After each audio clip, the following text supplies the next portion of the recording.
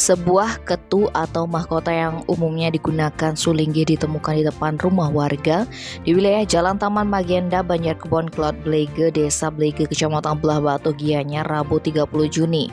Warga yang menemukan ketu itu kemudian membawa ke Polsek Belah Batu dan sempat mengumumkan temuannya itu di akun media sosial pribadi miliknya. Tak lama unggahan itu pun viral di jagat maya.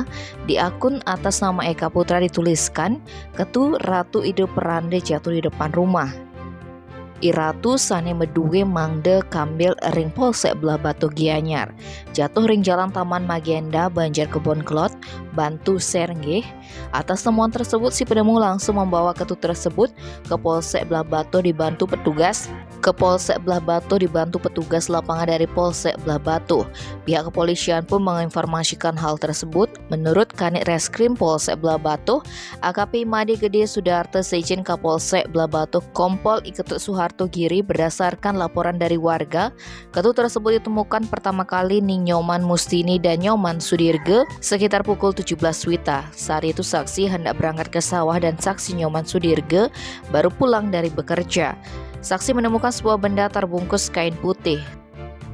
Saat dicek, di dalamnya terdapat satu buah ketu atau bawa dengan aksesoris emas, satu buah genetri, 5 buah cincin, serta satu buah tempat untuk ketu yang terbuat dari rotan. Setelah diamankan ke Mapolsek Belah Batu sekitar pukul 20 WITA, datang masyarakat ke Polsek Belah Batu untuk menanyakan perihal temuan ketu tersebut. Mereka mengatakan ketu tersebut diduga milik Ide Sulinggi dari Desa Kramas. Disampaikan sekitar pukul 16.30 WITA, Ide Sulinggi berangkat dari Desa Kramas untuk muput karya di Denpasar menggunakan mobil Daihatsu Terios. Hanya saja mobil sudah berjalan saat ketu masih berada di atas kap mobil, sehingga diduga ketu itu terjatuh saat mobil melintasi TKP. Ide Sulinggi akhirnya mengambil ketu yang lama di griya untuk muput karya di Denpasar. Sementara ketu yang jatuh sekitar pukul 23 WITA diserahkan kepada Ide Sulinggi yang datang langsung ke Mapolsek Belah Batu. Tim Bali Express melaporkan.